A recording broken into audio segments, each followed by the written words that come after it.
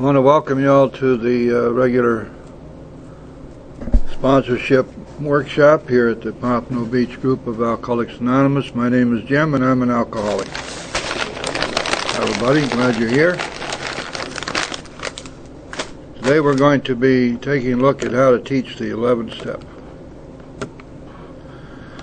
And we will conduct this meeting as a regular AA meeting, but we do shorten it up a little bit in the interest of saving time. And this meeting is an hour and a half, and we take a 10-minute break at the midway point. So please join me in a moment of silent meditation, and we'll say the Serenity Prayer together.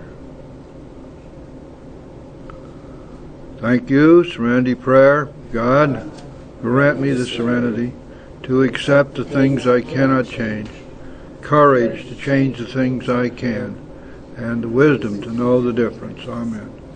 And Alcoholics Anonymous is a fellowship of men and women who share their experience, strength, and hope with each other, and may solve their common problem and help others recover from alcoholism. The only requirement for membership is a desire to stop drinking. There are no dues or fees for a membership. We are self-supporting to our own contributions. And AA is not allied with any sect, denomination, politics, organization, or institution, not wish to engage in any controversy, neither endorses nor opposes any causes. Our primary purpose is to stay sober, help other alcoholics to achieve sobriety. And Tom's going to read how it works for us. Tom, an alcoholic. Rarely have we seen a person fail who has certainly followed our path. Those who do not recover, people who cannot or will not completely give themselves to this simple program. Usually men and women who are constitutionally incapable of being honest with themselves. There are such unfortunates, they're not at fault. They seem to have been born that way. They're naturally incapable of grasping and developing a manner of living. They're naturally incapable of grasping and developing a manner of living which demands rigorous honesty. But chances are less than average. There are those too who suffer from grave emotional mental disorders, but many of them do recover if they have the capacity to be honest. Our stories disclose in a general way what we used to be like, what happened, and what we're like now. You've decided you want what we have and are willing to go to any length to get it, then you're ready to take certain steps. And some of these we balked. We thought we could find an easier, softer way, but we could not. With all the earnestness of our command, we beg of you to be fearless and thorough from the very start. Some of us to try to hold on to old ideas, and the result was known to let go absolutely. Remember that we do with alcohol, cunning, baffling, and powerful. Without helping us too much for us, there is one who has all power, that one is God. May you find him now. Half measures availed us nothing. We stood at a turning point. We asked for protection and care with complete abandon. Here are the steps we took, which are suggested as a program of recovery. 1, we admitted we were powerless over alcohol, that lives had become unmanageable. 2, came to believe that a power greater than ourselves could restore us to sanity. 3, made a decision to turn our will and our lives over to the care of God as we understood him. 4, made a searching and fearless moral inventory of ourselves. 5, admitted to God, to ourselves, and to another human being the exact nature of our wrongs. 6, we're entirely ready to have God remove all these defects of character. 7, humbly ask him to remove our shortcomings. 8, made a list of all persons we'd harmed and became willing to make amends to them all. 9, made direct amends to such people wherever possible, except when to do so would injure them or others. 10, continued to take personal inventory, and when we were wrong, promptly admitted it. 11, sought through prayer and meditation to improve our conscious contact with God as we understood him, praying only for the knowledge of his will for us and the power to carry that out. Step 12, having had a spiritual awakening as a result of these steps, we tried to carry this message to alcoholics and practice these principles in all our affairs. Many of us exclaim, what an order, I can't go through with it. Do not be discouraged. No one among us has been able to maintain anything like perfect adherence to these principles. We're not saints. The point is that we're willing to grow along spiritual lines. The principles we have set down are guides to progress. We claim spiritual progress rather than spiritual perfection. Our description of the alcoholic, the chapter to the agnostic, and our personal adventures before and after make clear 3 pertinent ideas. A, that we were alcoholic and could not manage our own lives. B, that probably no human power could relieve our alcoholism. And C, that God could and will for your sorrow. Good. Thank you, Tom. Okay. Let's take a look at step 11. It begins at the bottom of page 85 and continues on 86, 87, and 88. Before we get started with the 11th step in itself, it's important for us when we're working with sponsees to teach them where this comes from and what the purpose of this 11th step is and how it fits into the scheme of the 12 steps. If we remember back in the third step, let's turn back to page 63 so that we are on the same page here.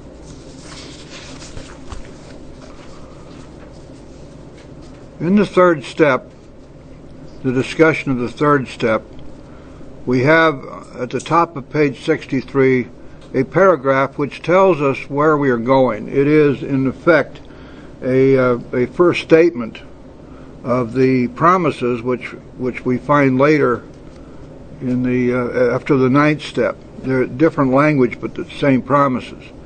But right at the beginning of this paragraph, it tells us this in the second line: we had a new employer, being all-powerful. He provided what we needed if we kept close to him and performed his work well. Now, one of the things that we need to do is we need to teach our sponsees to parse these sentences so that it isn't just a matter of glossing over it and saying, oh, yeah, I understand that. Let's look to see what it actually says. That God is all-powerful. And there's no equivocation there. It doesn't say that we reserve some power to ourselves, but we're looking at an all-powerful being here. However we choose to describe or call this all-powerful being, and he will provide what we need. Now, the word what means everything. Doesn't mean some of the stuff we need, but all that we need, he will provide. But there are two things that we must do. One is that we must stay close to God, and the other is that we must perform his work well. So, at this stage, at the third step, we are not close to God. We are blocked from him by our guilt and remorse and shame and our insanities and our defects of character. And so this is telling us that at some point, when we have achieved a closeness to our Creator, from there on it will be necessary for us to stay close and also to perform his work well. And this last phrase is repeated in many different ways throughout the Big Book. Now, staying close to God. Let's go back to page 85 now and see what's happened here. We've worked the first 9 steps. We've reached the 10th step. And the last full paragraph on page 85 tells us this: that much has already been said about receiving strength, inspiration, and direction from him who has all knowledge and power. Notice that these are gifts. This is something that God gives us. He gives us strength, gives us inspiration and direction. And another thing about that sentence which is so important to understand is that whenever we get into a discussion in the rooms here about humility, you might remember what this sentence says, that God has all knowledge and power. If we accept that as being true, what's left for us to feel prideful or egotistical about? Whatever power we may have will be as a derivative and a gift from God. Just as it says here, receiving strength, inspiration, and direction from God. In other words, what we get from him is a gift. And therefore, for us to ascribe any power to ourselves is not only is it incorrect, but it means that we haven't learned our lesson yet. Going on, it tells us this: if we have carefully followed directions. Please notice the word directions. It doesn't say a thing here about if we have oh so nicely and maybe just golly gee whiz we've sort of followed the suggestions. It doesn't say anything about suggestions here. It talks about directions. And this is the 4th place in the Big Book where what we are shown to do are called directions. And so if we've carefully followed directions, and that doesn't mean the directions coming down to us from some treatment center, or from Joe and Charlie, or from Hazleton, or from our local neighborhood on the corner psychiatrist. This means the directions here in the big book. If we have carefully followed directions, we have begun to sense the flow of His Spirit into us. Now, this is just exactly what we were promised back in the 4th chapter was going to happen. That we're going to find God deep down within us. And that this is the only place He could be found. And so we have begun to sense the flow. We're feeling the flow. We have established a God buzz, which we get from time to time. We just know. We sense. Does not mean that there's anything here, that there's a meter on it that we can point the meter and say, see, it's up to 25 now. This is something that's within us. But we sense the flow of God's Spirit into us. And that's a wonderful day when we begin to feel that. And then, to some extent, we have become God conscious. Now this is a very, very, very important milestone in our spiritual development, isn't it? You see, being God conscious means that we have now gotten close to God. You see how this all works? As we work the steps, we work our way from rebellion and defiance and denial to a place of surrender, where we become conscious of God. We become conscious of His power and Spirit within us. And so we have drawn close to Him. On page 84 it tells us that we have entered the world of the Spirit. It's in the second full paragraph right in the middle of the page. We have entered the world of the Spirit.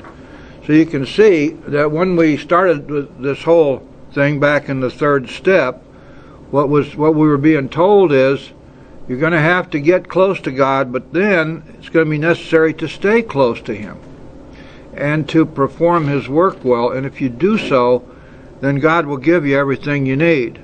Now you may have some people are in these rooms and have severe doubts about whether the big book is true or false. And there isn't any way for anyone to prove the truth or the falsity of it except to point to the record.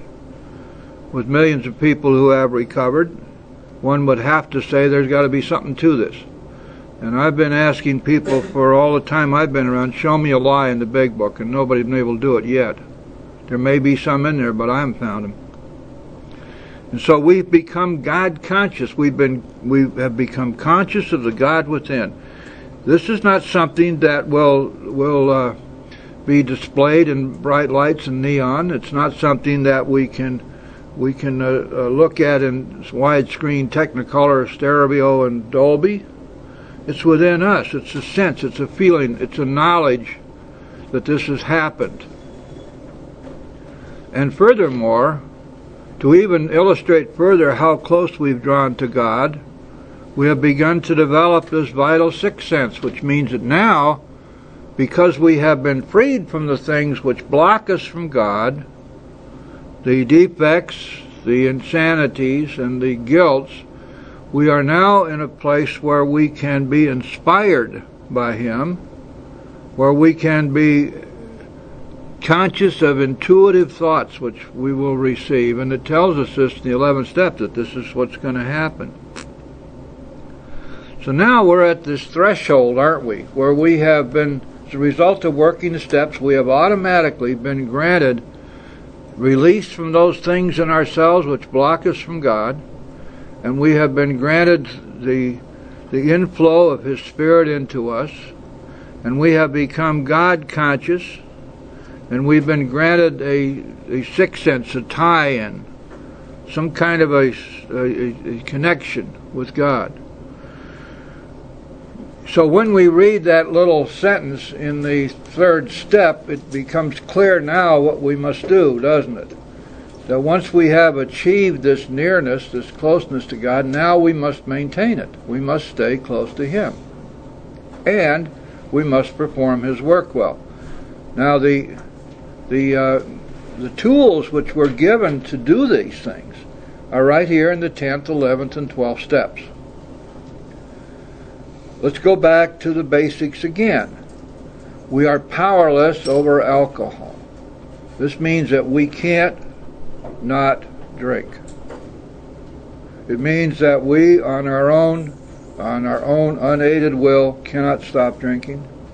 It means that we are doomed and destined to die of alcoholism. because the disease is incurable. It means that in order for us to be in remission with our disease, we must have God between us and the booze. And we get that by working these steps. This is what's happened now. We put God squarely between us and the booze. Look at the top of page 85. It tells us this, 4 lines down.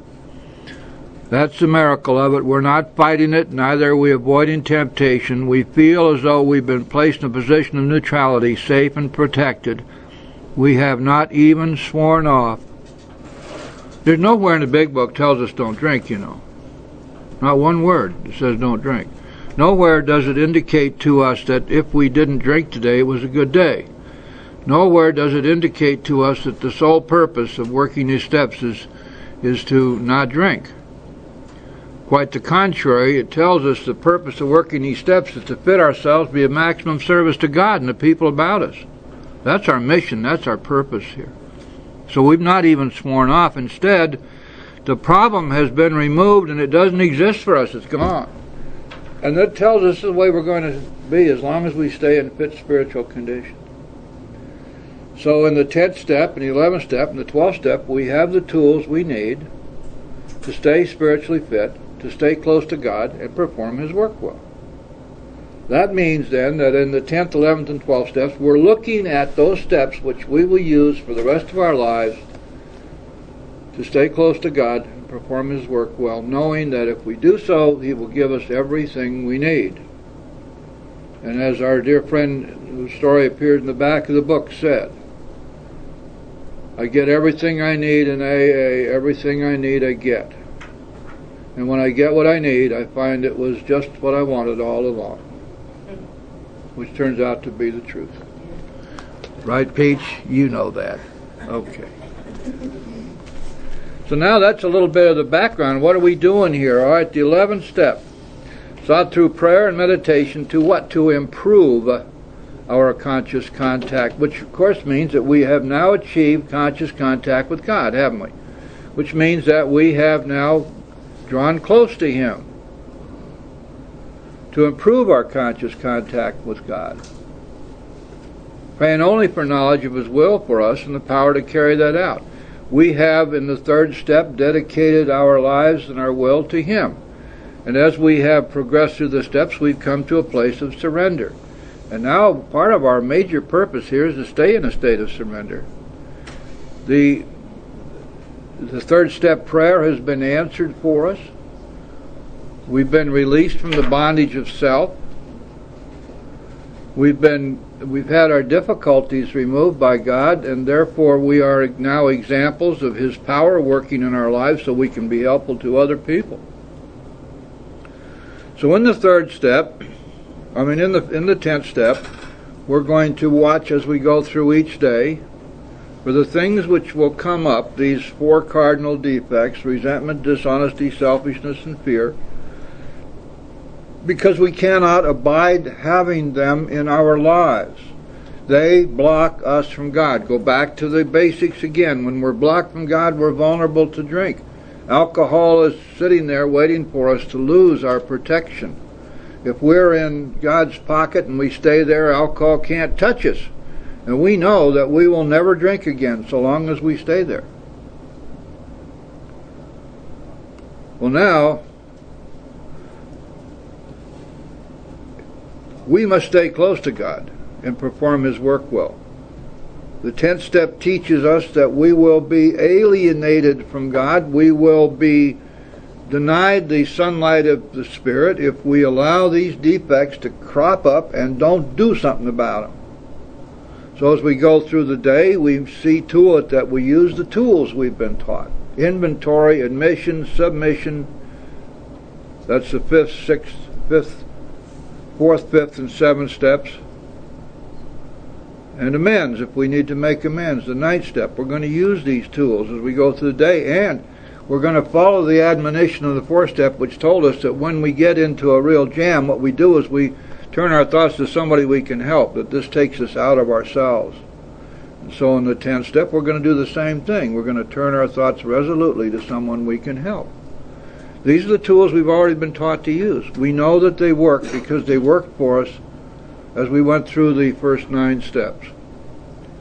This means that as we go through the day, if we're doing our work, if we are conscious of what's going on, if we're self-aware, and if we're willing to take action, we can stay free of the things that block us. Especially, for example, we can stay free of fear. It always bothers me when I hear people talking about the solution to fear being to walk through it. Or in some ways, like outweight it. You wait around long enough, whatever you're afraid of will go away. We have learned already that we don't have to live with fear. As a matter of fact, it would be a shame to live with fear, because fear blocks our faith, and fear blocks us from God, and fear is the progenitor and the trigger mechanism for all of our other defects. If I get afraid, you make me afraid, I'm going to get mad at you. I'm never angry with you unless you threaten me in some way. My resentments, my anger come back. What does it tell us in the big book, in the 4th step about anger? That anger is a poison. That if we were to live, we have to stay free of anger. Well, now how do we do that? Some people say, well, anger is quite appropriate in certain circumstances. It's natural. Everybody gets angry now and then. Well, sure they do, but so what? Is there appropriate strychnine? I mean, it's fine for the people who are not under a sentence of death, but it's sure not fine for us.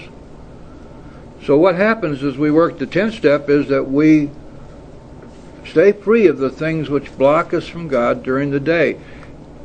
You hear people say you can start your day all over again. You can start your day any time you want. They quote Abraham Lincoln as saying, I reckon a man is about as happy as he wants to be. The question here is, are we willing to do those things necessary to stay free of what will block us from God and keep us from being happy, joyous, and free? Do we want to live today in a reasonable state of serenity and happiness, or are we content to just swallow all that and go around being mad and feeling sorry for ourselves, and then come into the nearest AA room and dump our crap all over the room, saying, well, that's the way I get rid of it? It's not the way we get rid of it. We get rid of it with God's help. These solutions are all spiritual. They don't have anything to do with group therapy. Somebody said yesterday, if I don't open my mouth, I'll open a bottle. And then this other thing that's going around these days, I have to rat myself out. God. That's why we have sponsors. That's why we have a close personal contact with a loving God, so that we can take these spiritual solutions we've been taught and use them. Fear, recognized and written down and discussed with another person and turned over to God, equals no fear. This is what we're taught, and this is what works. Look at your 5th step, and you'll find that once having gone through that little formula, it tells us flat out, our fears fall from us. They are gone. We don't have to live in fear. And we sure as hell don't have to listen to the human solutions, which they're fine, except that they come from people who don't have a spiritual solution. So they're telling us the best they know. But we do have a spiritual solution, and we need to use it. This means then that with our 10th step in place and using it, and remember the 10th step is a step of inspired genius, because it recognizes something that the Oxford people didn't know, that the world and all of its people would continue to threaten us, and we needed to have a way to stay free of those defects which would crop back up, because fear is the trigger for all of those defects. And so we take the steps we've already learned, put them all in one step, we call it the 10th step. And we use those tools, and we stay free of the things that block us from God. And any day that we're feeling bad and we want to do something about it, we have the tools to do it. By the way, there's another little axiom that you might pass along to your sponsees. Every time you feel bad, without any exception, there's going to be a fear involved. Therefore, you need to ask yourself, okay, dummy, what are you afraid of now? What's going on here? Let's find out what the threat is. Yes, Sue? Could you try to fit, talking about fear, you don't talk much about the serenity prayer, far as fear is concerned, I understand, you know that when we write about it and we talk about it and we take it to God and ask God to remove it, that our fear is gone. But faith without works is dead. And if we have a fear and it's something based on something in our lives, some circumstances that have to be changed, how do you tie that in with making the necessary changes? Like faith without works is dead. We have to do some work in order to make changes to make the fear go away also. That's an excellent question. First of all, the Serenity Prayer addresses the fundamental problems of human beings. The first being to be willing to accept all those things we can't change. And unfortunately for us, so much of our grief is centered around trying to change or worrying about or being fearful about things that we can't change, that are going to be there regardless. The courage to change the things we can, well, that's what the steps are about. Because the steps teach us that we're to do those things which we can do. And many of those things require a hell of a lot of courage. Facing ourselves, for example. When you look at chapter 5 and listen to that first paragraph, it tells us that we can't recover if we're not willing to be honest with ourselves. And facing ourselves takes courage. This is not a program for sissies. Sissies don't make it here. It takes courage to work the steps, and those who don't have that courage don't make it. If we're not willing to face ourselves, we can't make it. We need, however, from God, the courage to change the things we can, the courage to face ourselves. That's why in the Serenity Prayer we ask Him for that. And then because we are fallible human beings, and which is not an excuse, it's just a fact, we oftentimes don't know the difference between the things we can't change and the things that require our effort and our courage to change. Because we're capable of doing that, and it's our responsibility to do that.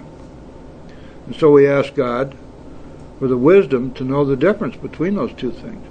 And when you think about that prayer, it's an incredible prayer. Reinhold Niebuhr, a great theologian, presented that prayer in his church in 1931 in New York City, and eventually it found its way to AA, and we've kind of adopted it. So, but if we're talking about first of all, let's look at the things we can change, Sue. Look at the steps, and you see that what we do in the steps is we find out what didn't work, don't we? None of this stuff worked. And we can see as a result of our inventory and our fifth step and our seventh step and all of, and as we have analyzed what's happened in our lives, we can see that all of these things that we used to do contributed to our failure, were the things which blocked us from God and contributed substantially to our spiritual bankruptcy. So what we do is we put aside the things that don't work or that didn't work, and we start doing the things that will work. And when we start doing the things that will work, our whole life changes. Now, what is it that works? Well, in general, it is to practice these principles in all of our affairs. In other words, what we find that will work is to take the steps now and put them into every aspect of our lives, because the Big Book and the 12 Steps contain the answer to every human problem. If only we will look for it, we'll find it. So the correlation between the Serenity Prayer and the steps is that the steps do two things for us. First, they show us what we can't change and what didn't work, and then they show us what we can do to change and the things that we can do. And we are, and as a matter of fact, we're put in a place where we must do these things. We must take inventory. We must make admissions. We must pray. We must meditate. We must work with others. All of these actions, we must go each day to God throughout the day and say, "Thy will, not mine, be done." We must take inventory every day as we go through the day. We must take inventory every night before we go to bed. Our prayers and our meditation are all directed to surrender, to find out what God wants us to do and then asking Him to give us the power to do it, not ever asking for ourselves. These are all actions that we take, which the steps direct us to take. And therefore, by doing these things, we are able to have the happiness, joyousness, and freedom. We are able to differentiate, with God's help, between the things that we can't change and the things that we must change, and we must have the power to change, and we have to ask God for that power and that courage. And we get to know the difference. The prayer, the serenity prayer, is answered for us. But just like everything else that we do in here, it takes work. We're not going to have all of that just come as a big flash of light because we use that prayer. And when things get tight and we get all jammed up, the serenity prayer is a marvelous prayer for that. If there is fear, it's still important, because we're directed to do this in the big book, to write the fear down. We got to get it out of our heads. We got to get it down on paper where we can deal with it, and talk to somebody about that fear and ask God to remove it. This is the action that we can take. And the serenity prayer will help us to do that. The courage to do the things I can. The courage to change the things I can. That means to take the actions which are necessary. Does that make sense? Yeah, I'm thinking more along the lines of physical actions, like after you do what you're supposed to do to get rid of the fear, you write, you talk, you take it to God, but then you have to physically take some action yourself. You have to, like I was trying to say, faith without works is dead. You're explaining the works as being, the thinking, the writing, the talking, the taking to God. I'm thinking of more of the physical, changing your behavior day-by-day living. Oh yeah, well, if you found out what didn't work, you stop doing that stuff, right? Right. And you start doing the things that will work. Right. Absolutely. I thought I made that clear, but maybe not. You probably did. When we stop doing the things that don't work and start doing the things that will work, our whole life changes. But what is it that will work? We find out by working the steps. Billy, did you have your hand up? No. You did too. No, You were stretching. this is just the way I casually sit. Oh, okay. Yes, speech. For me, my experience in dealing with my alcoholism, I thank God for that 10-step, and I know what it means when they say, to thine own self be true, that it's an honest program, that my head would tell me something screwed up to produce guilt and shame and to get me into that morbid reflection. Yep. And that's the kind of honesty that we're talking about here in the program. Yep. Because that's the kind of stuff with the disease. It's like, I'm not telling nobody that. That's going down with me to my grave with me. But then when I write it down, I had to do it today. I had to do it before in my first year of recovery. But I didn't really realize what I was doing. It was like I wasn't working the steps. I was only asking God to keep me straight. I was saying the 3rd step prayer, but I didn't know what the heck I was doing. And then one day I just wrote down this guilty thought that I had in my head, and I was scared to death to go with it to my sponsor with it. And I went and I dumped it. I came into the meeting, and then I heard in the meeting somebody say, this disease will say anything to get you to pick up a drink. Sure. And what that is that I have to. That's why it takes the brass balls to go ahead and to cop on that and admit it to somebody who you can trust. Mm-hmm. And that's and now because I did, and I had to do it today. And I would say what it was, but it's on that tape. No, but it. All we need to know is that it works. It works. Okay. It works. And not only that, but any other situation that I'm concerned about, I write it down because it says, and I'm doing it right now, it says, we usually conclude the period of meditation with a prayer that we shown off for the day what our next step is to be, that we be given whatever we need to take care of such problems. Sure. Okay, so if I'm doing that in my 10th step, I've got a concern about something in the 10th step, I take it over to the 11th step. I write it down, I ask God, let me be given what I need to take care of this situation. Let me have the courage and the power to carry out your will for me. Because I don't know what your goal for me is in this situation. Well, you have learned your lessons well, young lady. That's exactly right. I'm glad you shared that. The proof of the pudding is that, what do you got, 6 years now coming up? I'll be 6 And I'll bet you if anybody was taking bets on you 6 years ago, The odds would have been about 90 to 1 against you ever making it past the first year. But you've done it, and you've done it with God's help and because you were willing to follow directions. And I'm real proud of you. That's beautiful. Now then, let's talk about the 11th step and what it is and what it is not. Especially what it is.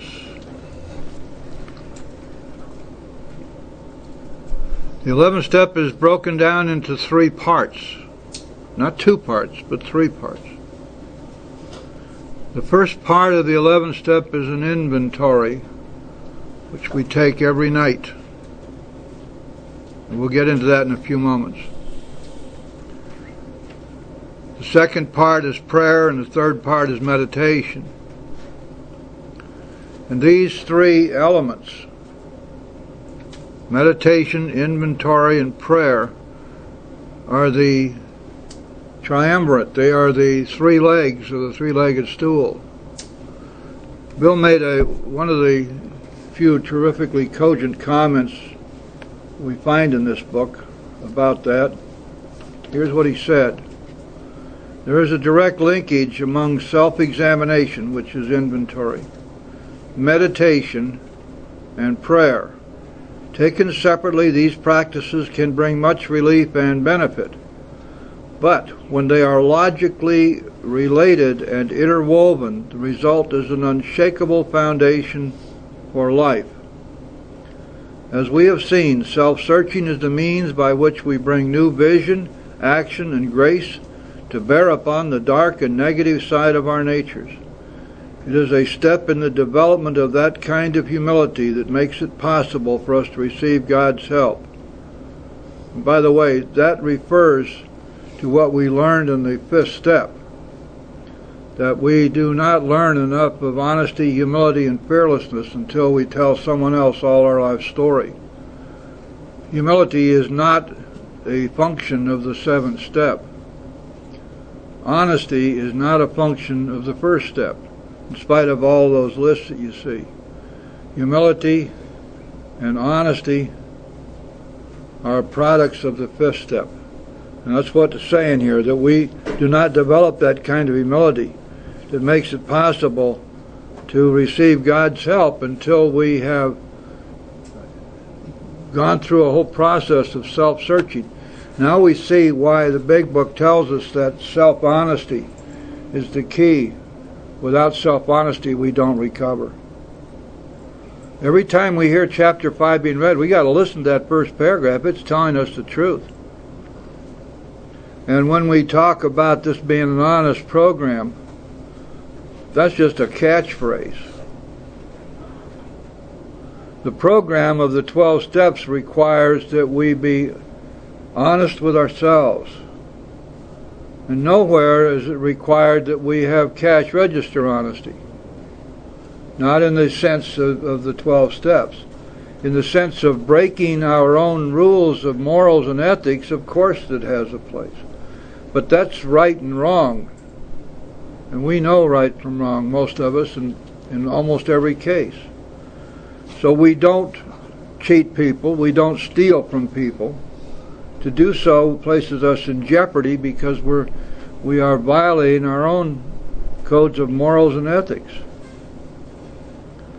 But self-honesty is absolutely necessary in order for us to stay sober, to get sober and to stay sober. Yet it is only a step. We will want to go further. In other words, self-searching is only the first part. We will want the good that is in us all, even the worst of us, to flower and to grow. Most certainly we shall need bracing air and abundance of food. But first of all we shall want sunlight, that sunlight of the Spirit. Nothing much can grow in the dark. Meditation is our step out into the open. How then shall we meditate? So you see, Bill tied inventory, meditation, and prayer together. They constitute the 3 parts of the 11th step. How important is the 11th step? Only life. Huh? What was the 3 parts again? inventory, meditation, and prayer. How important is the 11th step? Only life and death. Bill wrote an article called Take the 11th Step, which was published in the Grapevine, I think about 1962 or so, in which he states, and it's something which I absolutely agree with because of in my own experience, I've seen this over and over again. The people with long-term sobriety who get into serious trouble with their program and their spirituality and their spiritual fitness, it is always because, at least in part, because they have stopped working the 11th step. When anybody comes to me for help who's been around for a while, the first question I ask them is, you working your 11th step? Invariably the answer is no. Oh, once in a while there'll be a little hedging around, well, as I pray now and then. Well, good. What good is prayer if you don't wait for the answer? Yes. My name is John. I'm an alcoholic. Yeah. My sister just had something very bad happen to her in California, and about 8 months ago, she's amazed that she's been sober 12 years. And I brought her this 11th step, this notion of 11th step and how to do the inventory and stuff. She started doing it for a while, and she would write me emails that says, "This is incredible. I'm so glad you showed me how to do this." She had something very, very bad happen to her recently, an accident with a car. She's all right and everything. But the first thing, I spoke to her and I said, "Well, have you been doing your, do you do your 11th step inventory? Have you been doing it lately?" She goes, "You know what? I haven't been doing it lately." I said, "Start doing it like now and get back doing it." And she called me and said it's the best help that she's had from any of her friends in AA is to do that. Now she's doing it regularly again, and she's spiritually fit, and she feels much better, and she's totally surrendered, and she's looking at this stuff. And for me, when I was told to do it, I went off like a rocket when I started doing my 11th step, really practicing it the way it was shown to me to do it.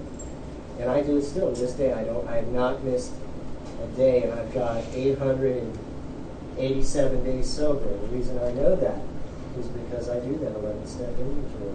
Mm-hmm. I do something. I put my day of sobriety down right along with the date. Yeah. And How many days do you have, Jim? 13,827. But who's counting? So it works great.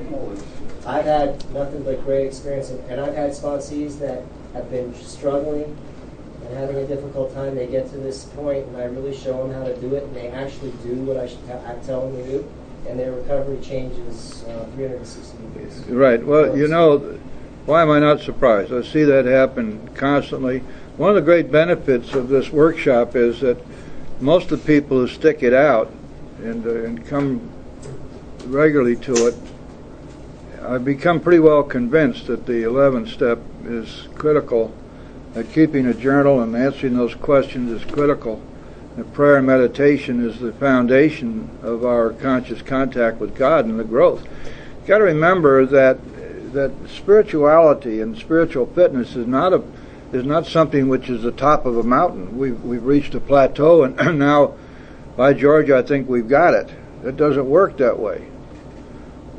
We have to do what it takes every day to stay spiritually fit, because spiritual fitness is a function of spiritual growth. We don't stay spiritually fit by standing still.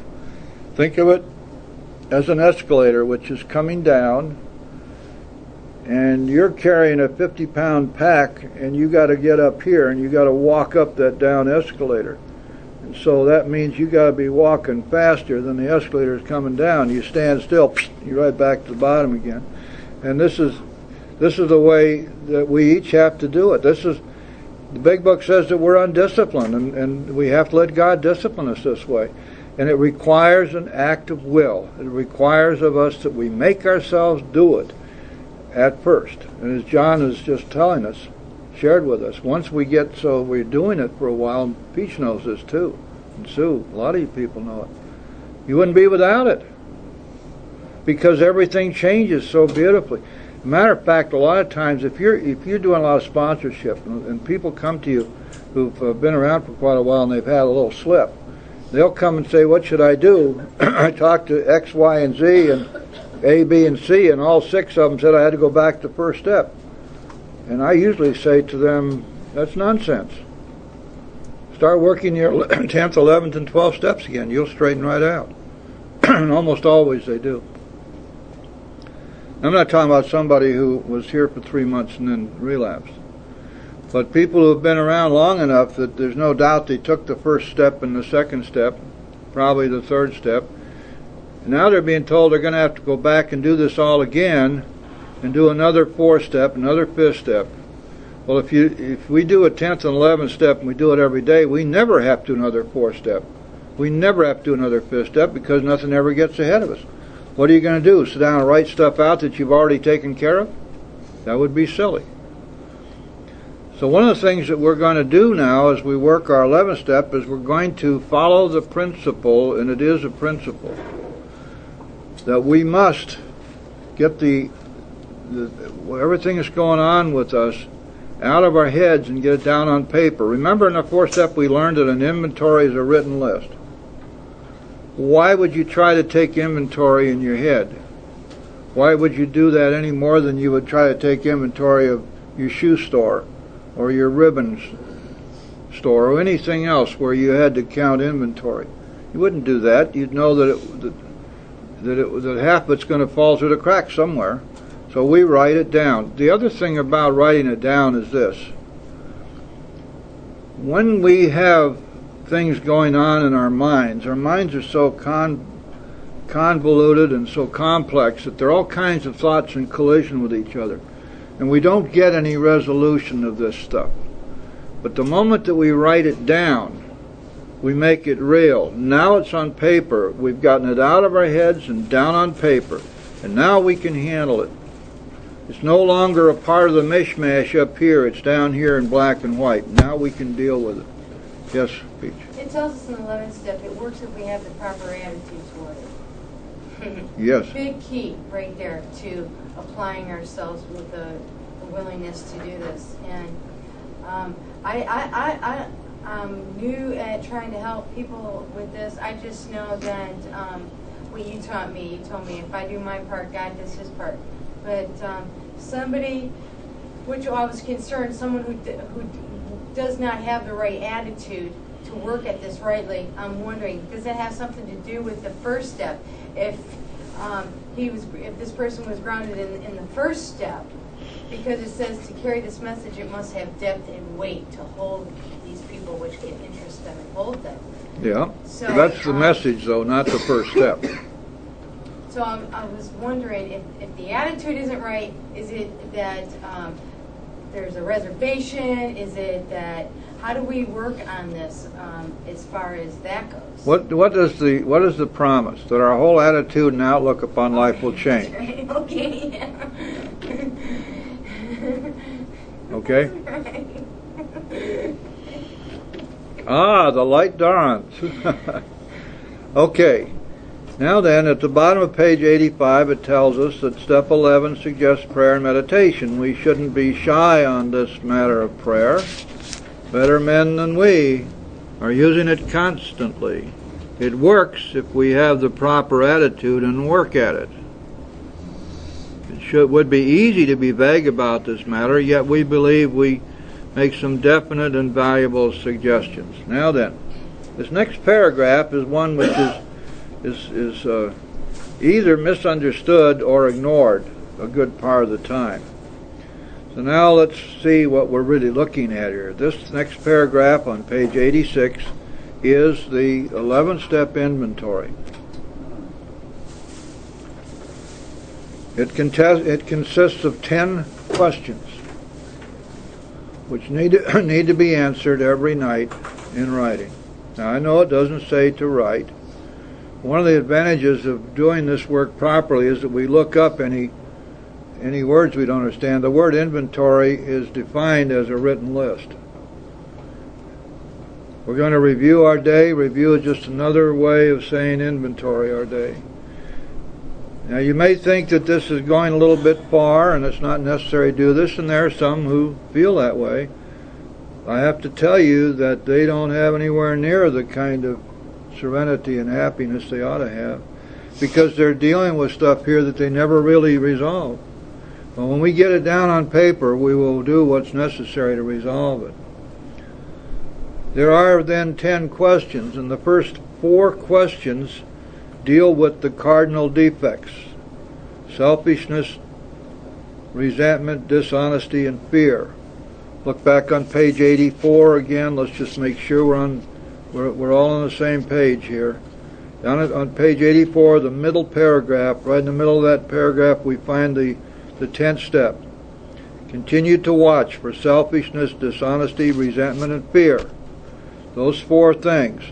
When we do our 4th step and we do our 5th step, those are the defects of character that we find in our 4th step and admit in our 5th step.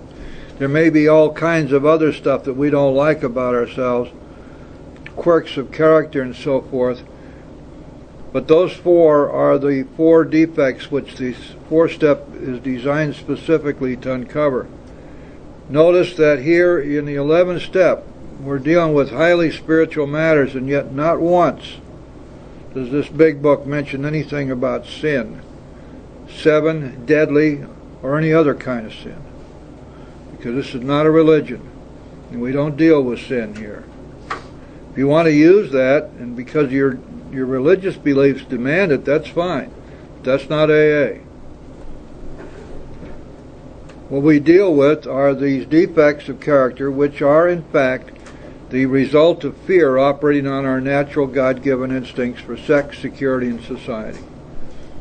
So our first 4 questions are designed for us to see if during this past day were we resentful, selfish, dishonest, or afraid.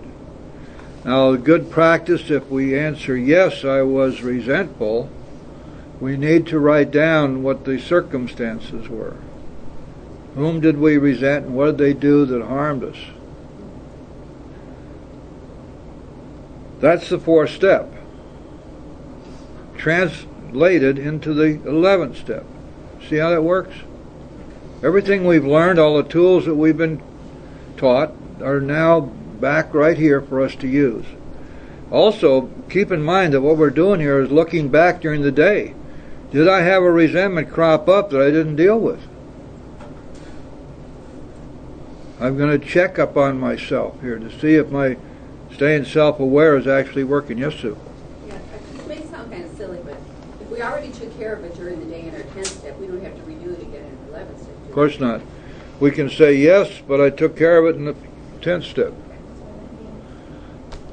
The next question is the 9th step. Do I owe an apology? What does the 10th step say? When we were wrong, we promptly admitted it. So now we're going back and checking up on ourselves during the day to see if we hurt somebody and we didn't make amends. Do I owe an apology? The next question, have I kept something to myself which should be discussed with another person at once? That's the 5th step. In other words, have I admitted what's gone wrong with me during the day? I'm looking back now to see if during the day I got off the path. Now, there's a very specific reason for this, and I'm going to show it to you in a minute. Was I kind and loving toward all? Remember, in the 10th step we learned that love and tolerance of others is our code. A code is an unbreakable rule. It's not negotiable. Now at night I'm looking back to see, did I practice love and tolerance? Was I in fact loving toward others and tolerant of them? We must never forget that all the way back into the most ancient of written history, we find the same principles expressed in one way or another. For example, in the book of Micah, Micah was a minor prophet. And Micah was asked by the people, what does God expect of us? They thought he was going to say to sacrifice 10,000 lambs and 1,600 skins of oil. what he said was, God expects of us that we be just, that we be merciful, and that we walk humbly with our God. That's what God expects of us. Translate that here to the 11th step. Was I just? Was I merciful? Did I walk humbly with God? Next question. During this day which just passed, what could I have done better? Very important question, isn't it? Because it means it was necessary for us now to be self-aware enough and self-honest enough to recognize the weaknesses perhaps in the way we lived our lives today. Did I leave something undone which I should have done? Did I do things I should not have done? I'm going to write that down. I'm looking here to improve my conscious contact with God. I'm looking here to improve in my spiritual fitness by improving my spirituality. And in order to do that, I've got to be willing to see the things that I need to change. Was I thinking of myself most of the time? This is deadly stuff. Remember what we learned back in the third step, that our troubles of our own making, that alcoholics are extreme example of self-will run riot, but we usually don't think so. We learned that we had to be free of this selfishness. We had to, or it'd kill us. Why? Because when our heads are full of self, there's no room for God. We want to have the Spirit in us so that we're protected, so that our problem is solved. And yet when we're dealing entirely with self and selfishness and self-centeredness and self-centered fear and self-delusion, self-pity, we've literally blocked God out. So it's critical for us to look in our 11th step to see if today I was thinking of myself most of the time. Was I spending my day in a self-centered way, especially with self-centered fear and self-seeking, where I was out to get all that I could get, regardless of who might be hurt by that? And then the final question, or was I thinking of what I could do for others, of what I could pack into the stream of life? Now that's a wonderful question to answer in the affirmative, because when we can look back on our day and we can see that our thoughts were turned to be helpful to others, that we in fact practiced a kind of humility which led us to be willing to do God's work, to carry His message, to be of maximum service to God and the people about us. This is our mission. This is what we're required to do by virtue of God's having granted us this sobriety and granted us His power. We've granted God's power so, as the 12th step says, we can carry this message to other alcoholics. And so we look to see, and we get to answer joyfully, yes, I really, looking what I could pack into the stream of life. Instead of being a taker, I've now become a giver. Then it goes on to tell us that we must be careful not to drift into worry, remorse, or morbid reflection. Not so that we'll be happy, joyous, and free, or healthy, wealthy, and wise. Not so we will be able to sleep well tonight. Not so we'll have a good shot at getting that house on the bay or that 50-foot Matthews. For that would diminish our usefulness to others. Every message in this big book is consistent with every other message. And all along the way, as we are imbued with God's power and His grace and His mercies and His miracles, it is so that we can be of maximum service to Him and the people about us. Remember that the rule is stated so succinctly on page 77. It tells us this, that at the moment we're trying to set our lives in order, but this is not an end in itself. Our real purpose is to fit ourselves to be of maximum service to God and the people about us. And here again, don't drift into worry, remorse, and morbid reflection, because this would diminish our usefulness to others. See how consistent the book is? It never varies. You won't find an inconsistency anywhere. And I've never seen any writing anywhere that you could say that about except this book. It doesn't mean that I have exhausted the Metropolitan Library in New York either, but I've read quite extensively. I've never seen anything like this. Now then, we come to the bottom line of all of this. Why are we doing this? Why did we go through all of this trouble to take this inventory? After making our review, we ask God's forgiveness and inquire what corrective measures should be taken. Now we know where this comes from because we already worked our fourth step. Go back to page 70, please. See, we already learned this. But now we got to make the correlation in order to understand what this 11th step is doing. Top of page 70, first full paragraph, 5 lines down from the top. Suppose we fall short of the chosen ideal and stumble. What is our ideal for the way we live our lives? The big book tells us that the spiritual life is not a theory, we have to live it. What's the 12 steps say? Practice these principles in all of our affairs. On page 85 it tells us that every day is the day when we must carry a vision of God's will for us into all our activities, and that we must constantly go through a process of surrender, saying, "Thy will, not mine, be done." Now, have we done that? Have we fallen short? Well, what's going to happen? Go back to page 70. Does this mean we're going to get drunk? Some people tell us so, but this is only a half-truth. It depends on us and on our motives. Now, here's the rule.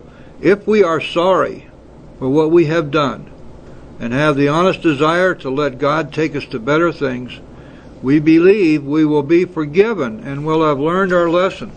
So now we have looked back at our day to see if we have stepped off the path. Now if you see that, now you begin to understand why you have to do this. Going on.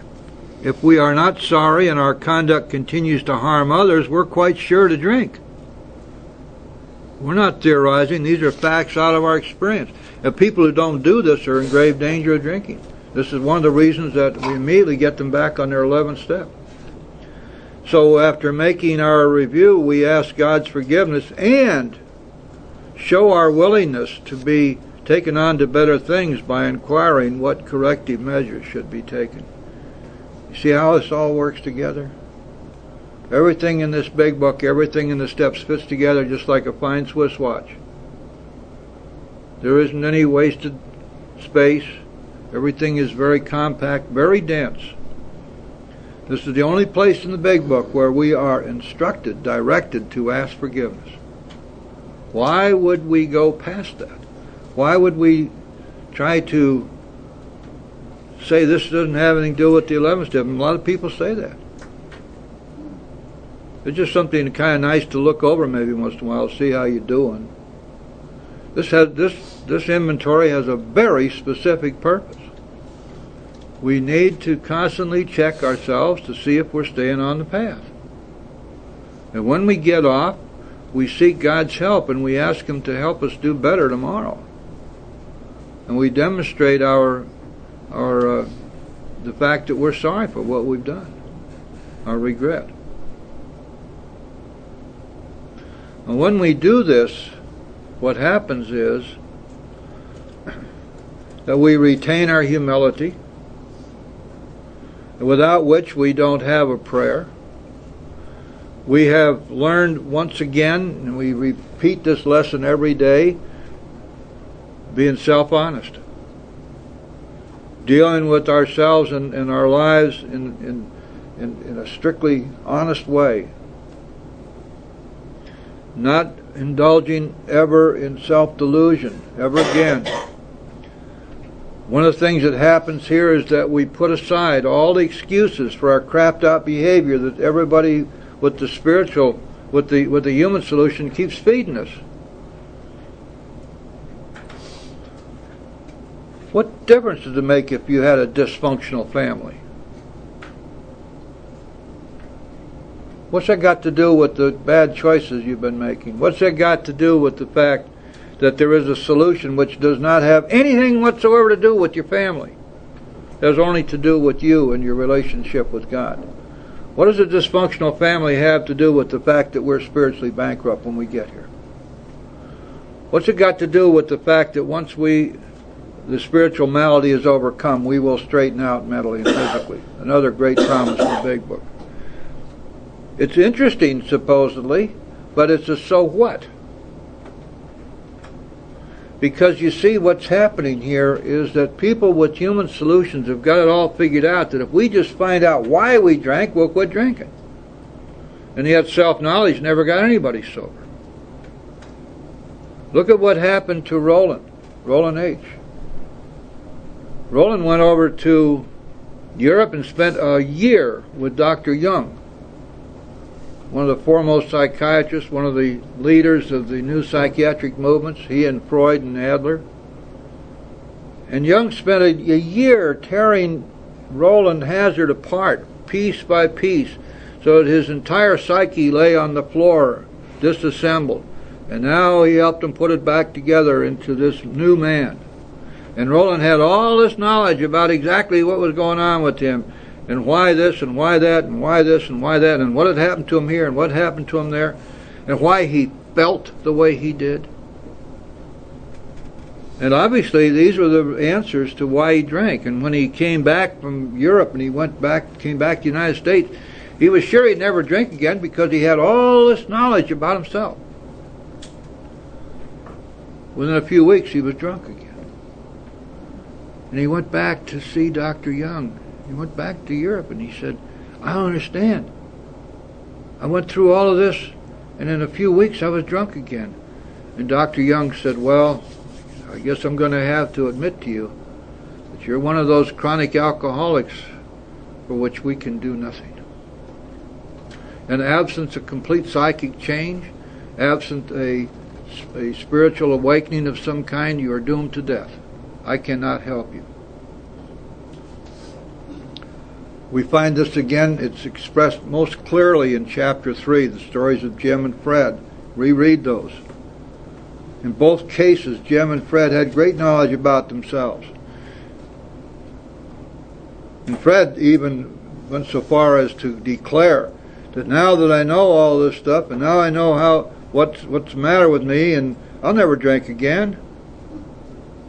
He began to drink as casually as if it was breathing, as if he was ordering dessert. Same with Jim. Self-knowledge doesn't keep us sober.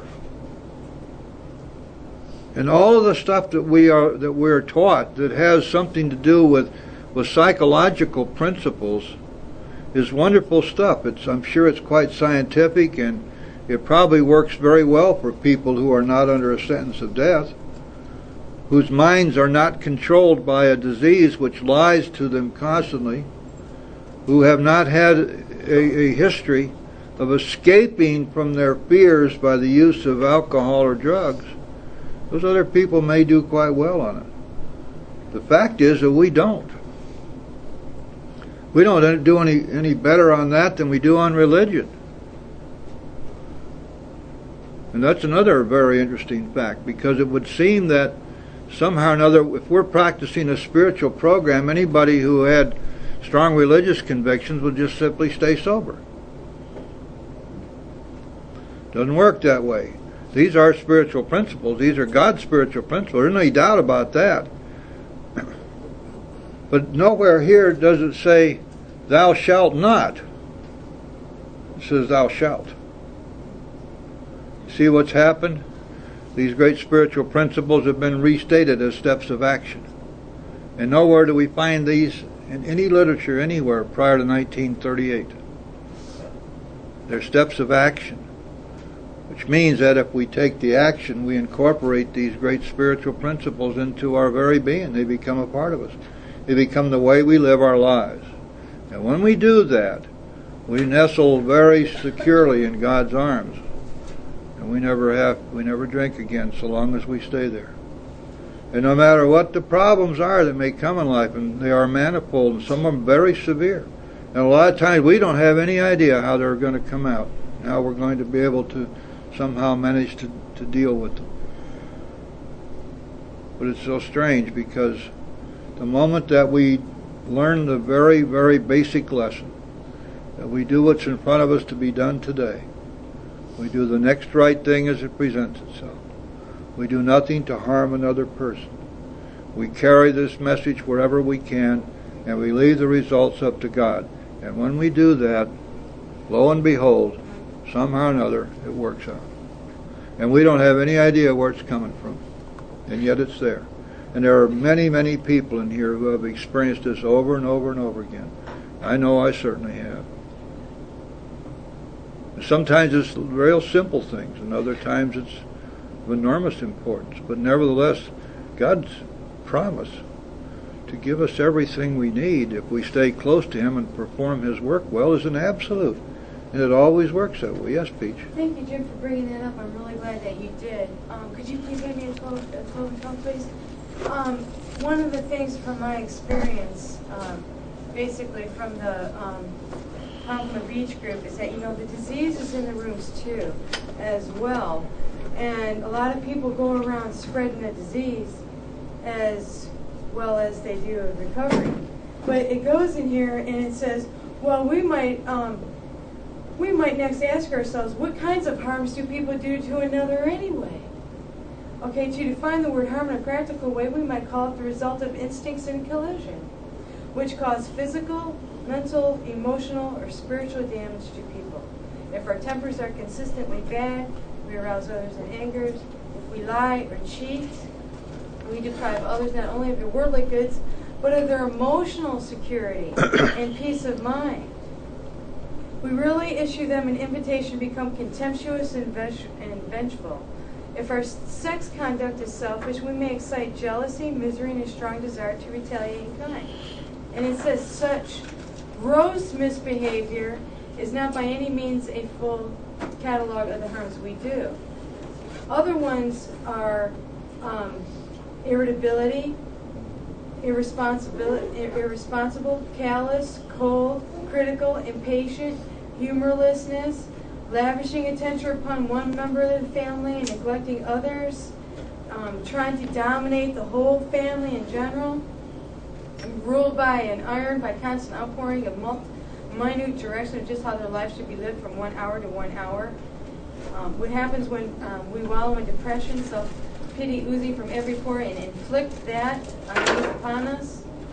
Such a roost of harms done others, the kind that make daily living with us non-practicing alcoholics, difficult and often unbearable, could be extended almost indefinitely.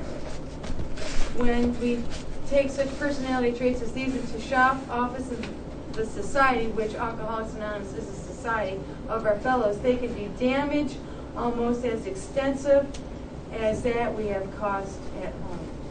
And that is the kind of harms that we need to be looking to in the rooms, because how many times I have gone through that by people saying to me, Peach, where are you living? And and like you said, God, if we stay close to God, God provides for those. And it's the people that are going around the gossip, telling all these lies, about God's handiwork, making God's handiwork look disgusting or something.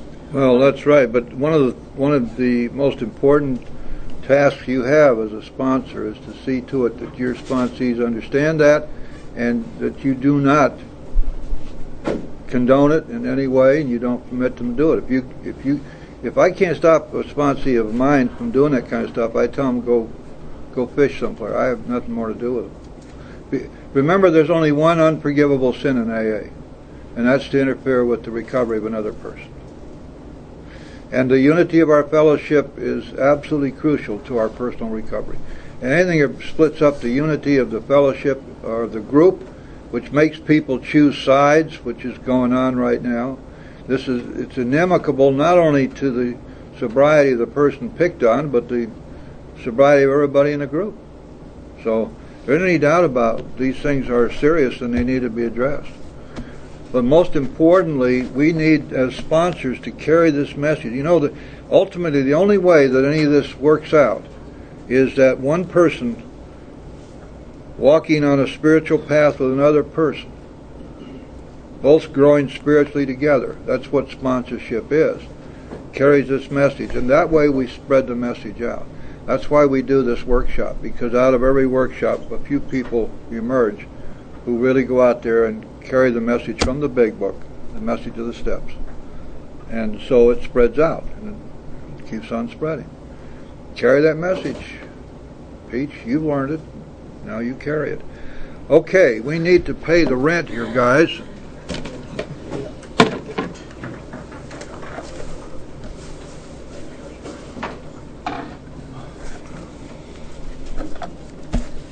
Thanks for letting me get down.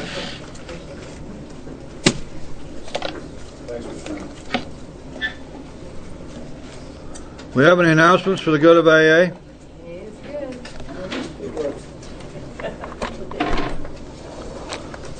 There's a dance tonight at the 101 at 10 o'clock. We have live entertainment, food, professional DJ. It'll be a lot of fun. It's a whoopee party, yeah. Here you go, Tommy. All right, now we have these chips here. Anybody who's been out improving their resume just coming back? Anybody been doing further research and found out it's not any better out there? Okay, we have anyone who wants to pick up a white chip for any reason? Okay. How about 3 months or 6 months or 9 months? Anybody ready for one of those chips? Anybody have an AA birthday in the month of February? Okay, take care of that. And are any other announcements for the good of AA? Okay. All right. Next week, then, we will complete our discussion of the 11th step. And by the way, when you come, please be prepared, because we will pray and meditate together for a while. It's very important for us to be able to see just how powerful group meditation can be when it's done right. And we'll talk about meditation, what it is in AA, and we'll kind of set it apart from ashrams and crystals and incense and gongs and people in saffron robes and all that stuff. Because it's a very simple but very effective way to contact God and stay in contact with Him, and we'll get a chance to look at that next week. Anybody with an irresistible impulse, otherwise known as a burning desire? All right, let's close the meeting.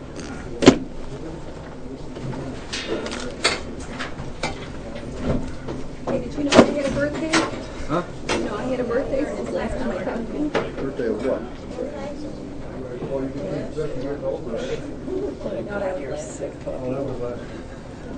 Let this circle represent the unity of our fellowship. It's a moment of silence for those who are still suffering.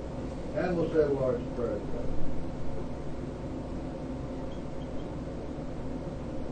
Thank you. Lord's Prayer. Our Father, who art in heaven, hallowed be thy name. Thy kingdom come, thy will be done, on earth as it is in heaven. Give us this day our daily bread, and forgive us our trespasses, as we forgive those who trespass against us. And lead us not into temptation, but deliver us from evil. Thine is the kingdom, the power, and the glory, forever and ever. Amen. Thank you all so much for being here. And by the way, if you ever want any tapes or CDs of the Made in C. Tommy, he's got everything here for you. That's our secret agent girl. She's not wearing her secret agent hat and a raincoat today, but she's usually sneaking around here like some kind of a spook.